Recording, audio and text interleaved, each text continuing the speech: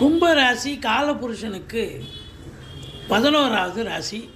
சனி பகவான் ஆட்சி பெறும் வீடு. இப்பொழுது சனி பகவான் கும்பத்தில் தான் இருக்கார். இது ஆட்சி வீடவருக்கு மூலத்திரி போன வீடு. ராசிநாதன் ராசியில் இருந்தால் அதை விட ஒரு சிறப்பு வேறு ஒன்றுமே இல்லைங்க. இதோட 27 வருஷம் கழிச்சு தான் மறுபடியும் இந்த இடத்துக்கு வருவார் அவர். அப்போது இங்கே 27 வருஷம் கழிச்சு வராருன்னு சொன்னால் அப்போ அவர் நல்லது செஞ்சு தானே ஆகணும். சூப்பராக இருக்கும் இல்லையா?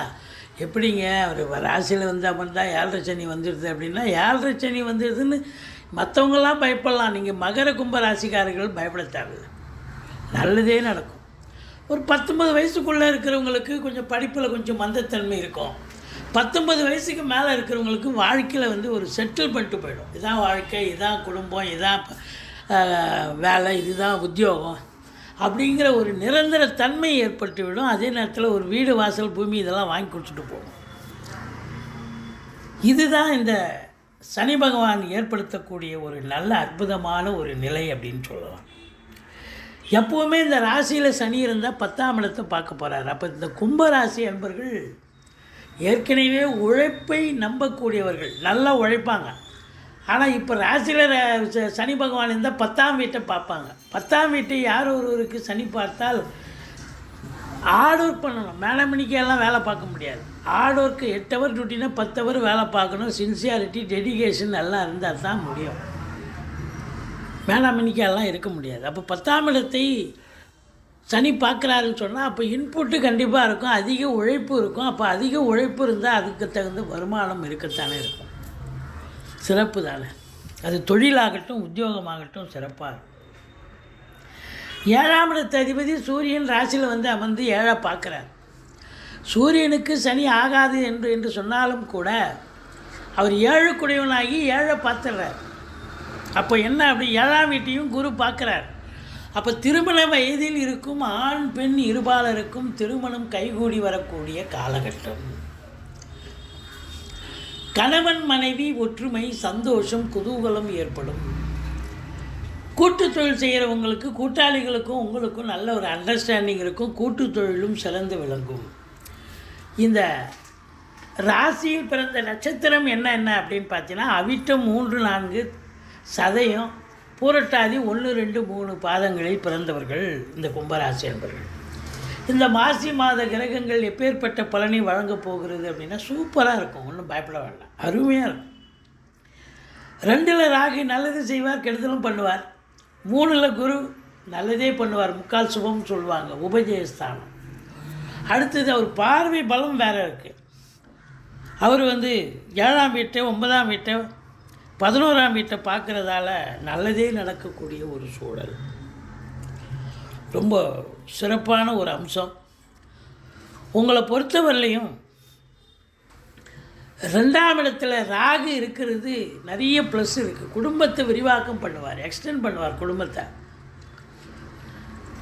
இப்போ ஒரு இடத்துல நீங்கள் வாடகைக்கு இருக்கிறீங்க, அந்த வாடகை வீட்டை மாற்றி இன்னொரு வீட்டுக்கு வாடகை வீட்டுக்கு போகிறீங்கன்னா அங்கே 7,000 கொடுத்துருப்பீங்க வாடகை, இங்கே 12,000 கொடுப்பீங்க. பிரம்மாண்டத்தை கொடுப்பார் இந்த ராகு. நீங்கள் அதை சமாளிக்கவும் முடியும். அந்த அளவுக்கு குடும்பத்தை விரிவாக்கம் பண்ணுவார். குடும்ப உறுப்பினர்களுக்கு நல்ல சம்பாத்தியத்தை ஏற்படுத்தி தருவார். குடும்பத்தில் பண வரவு அதிகரிக்கும். ஒரு சொல் வெல்லும், ஒரு சொல் கொல்லும்னு சொல்லியிருக்காங்க பெரியவங்க. அப்போ இந்த ராகு பகவான், அதாவது இந்த கும்பராசி அன்பர்களுக்கு ஜனனகால அதை சார்ட் படி இப்போ நல்ல தசாபுத்தி போயிருக்குன்னு சொன்னால் இந்த ராகு வெல்லக்கூடிய ஒரு அமைப்பு. ஜனனகால தசாபுத்தி சரியில்லை அப்படின்னா கொல்லக்கூடிய ஒரு பிரச்சனையை நெகட்டிவாக சொல்லக்கூடிய ஒரு அமைப்பு. அப்போ 2ஆம் இடத்துல ராகு இருக்குதுன்னா கொஞ்சம் பார்த்து தான் பேசணும், பழகணும் அப்படின்னு சொல்லக்கூடிய ஒரு நிலை. இந்த கும்பராசியை பொறுத்தவரையிலையும் இந்த மாசி மாதம் எப்படி இருக்கும் அப்படின்னு பார்த்தீங்கன்னா உங்களுக்கு 5க்குடைய புத பகவான் ராசியிலையும் 2ஆம் இடத்துலையும் இருக்கிறார். குலதெய்வத்தின் அனுகிரகம், பிளெஸ்ஸிங் 100% திவ்யமாக கிடைக்கும். பிள்ளைகளுடைய உயர்கல்வி, ஆராய்ச்சி கல்வி, அதுவும் வெளிநாட்டில் போய் படிக்கிறாங்க அப்படின்னு சொன்னால் ரொம்ப சிறப்பாக நல்லா படிக்கக்கூடிய ஒரு அமைப்பு நிச்சயமாக இருக்குது அப்படின்னு சொல்லலாம். வெளிநாடு போகணும்னு நினைக்கக்கூடியவர்கள் தாராளமாக செல்லலாம், நல்லதே நடக்கக்கூடிய ஒரு சூழல்.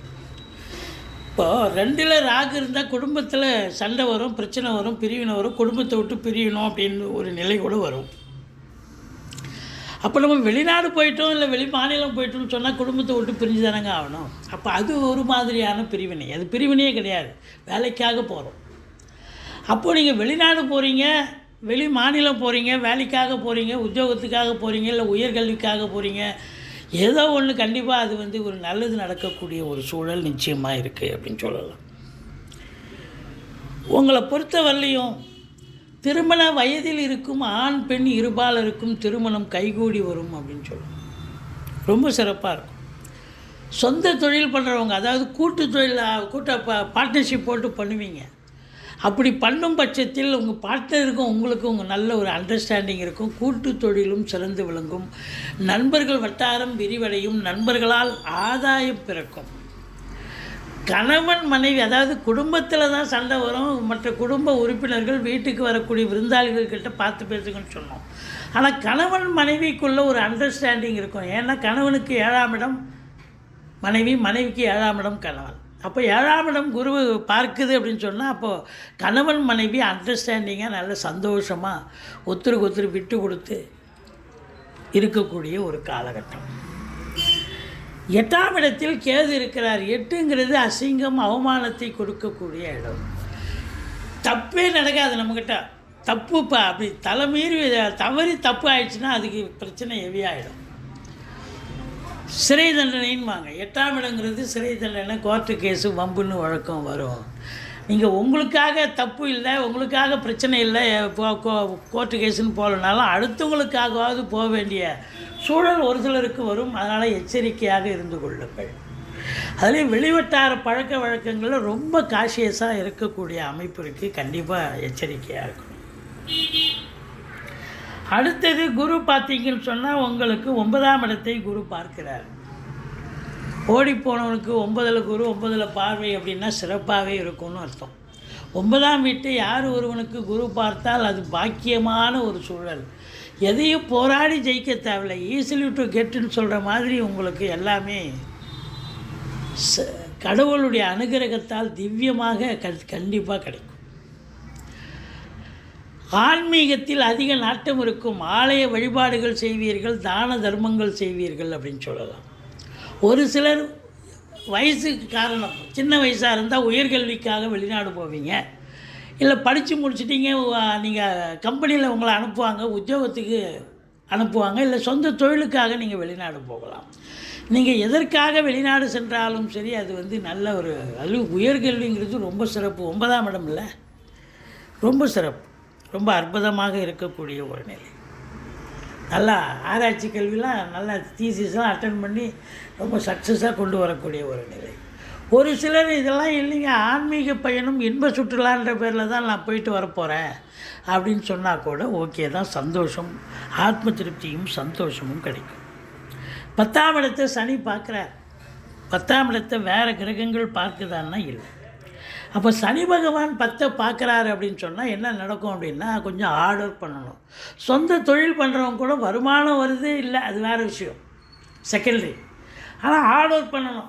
வழக்கமாக 10 மணிக்கு திறக்கிறோம். இப்போ அதே 10 மணிக்கு திறந்தாலும் மூடுறது ராத்திரி 10 மணிக்கு மூடுறதுங்கிறது 11, 12 கூட ஆகிடும். ஆனால் நல்ல இதுவாகுதா, வருமானம் வருதான்னா வருமானத்தை பற்றி பிரச்சனை இல்லை, ஆனால் அதிகமாக உழைக்கிறீங்கன்னு தான் பிரச்சனை. அப்படி ஒரு நிலை இருக்கும். மற்றபடி வருமானம் 11ஆம் இடத்த குரு பார்க்குறாருல்ல, அப்போ கண்டிப்பாக வருமானம் வந்து தானேங்க ஆகணும். இன்புட் இருந்தால் அவுட்புட் கண்டிப்பாக கிடைக்கத்தானே கிடைக்கும். அப்போ கண்டிப்பாக சொந்த தொழில் பண்ணுறவங்க ரொம்ப சின்சியாரிட்டி, டெடிகேஷன், ஹார்ட் ஒர்க் இருந்து கூடுதலாக பணி நேரத்தை ஒதுக்கி வேலை பார்க்குறீங்கன்னும் போது அதுக்கு தகுந்த ஒரு ரெமுனரேஷன் கண்டிப்பாக கிடைக்கும். எண்ணிய செயல் ஈடேறப் போகிறது, தொட்டதெல்லாம் தொடங்கப் போகிறது. முதல் திருமணம் முறிவு ஏற்பட்டு 2வது திருமணத்திற்காக காத்திருப்பவர்களுக்கு நல்லதே நடக்கக்கூடிய ஒரு சூழல். வீட்டில் மூத்தவங்க இருந்தால் மூத்தவங்களால் அனுகூலம் கிடைக்கும் அப்படின்னு சொல்லலாம். 12ஆம் இடத்தில் செவ்வாய் இருக்கிறார், சுக்கிரன் இருக்கிறார். அப்போது பெண்களால் செலவினங்கள் ஏற்படும். அவங்க என்ன வீட்டுக்கு உண்டான விலையுயர்ந்த பொருட்களை வாங்குவாங்க, பிள்ளைகளுக்கு துணி நகை நட்டுன்னு வாங்குவாங்க. செவ்வாய் இருக்கிறாருன்னா அசையா சொத்துக்கள் வாங்குவீங்க, அதில் இன்வெஸ்ட் பண்ணுவீங்க. இல்லை சகோதரர்களால் செலவினங்கள் ஏற்படும். சகோதரர்களுக்கு தேக ஆரோக்கியத்தில் எதாவது பிரச்சனை வரலாம், மருத்துவ செலவு கூட வைக்கலாம். சுப செலவும் பண்ணலாம், அசுப செலவும் இருக்குது. சுப செலவுங்கிறது சகோதரருடைய வீட்டு ஃபங்க்ஷனுக்கு போயிட்டு வர்றது சுப செலவு. அவருக்காக எதுவும் நல்லது செய்கிறது சுப செலவு. இந்த மருத்துவ செலவுங்கிறது அசுப செலவு. மொத்தத்தில் பார்க்கும்பொழுது இந்த கும்பராசிக்கு மாசி 14, மாசி 15, மாசி 16 சந்திராசிரம நாட்கள் வருவதால் கொஞ்சம் எச்சரிக்கையாக இருக்கணும். கேஷ் டிரான்சாக்ஷன் வச்சுக்காதீங்க, வண்டி வாகனங்களில் செல்லாதீர்கள், இரவு பிரயாணத்தை தவிர்த்து கொள்ளுங்கள். மற்றபடி நீங்கள் வணங்க வேண்டிய தெய்வம் அப்படின்னு பார்த்தீங்கன்னு சொன்னால் பிள்ளையாரை வழிபாடு செய்யுங்கள், துர்க்கையை போற்றுங்கள், வாழ்க்கை வளமோடும் நலமோடும் அமையும். இந்த கும்பராசிக்கு இந்த மாசி மாதம் அற்புதமான பலன்களை கிரகங்கள் வாரி வழங்கப் போகிறது என்று சொன்னால் மிகையாகாது.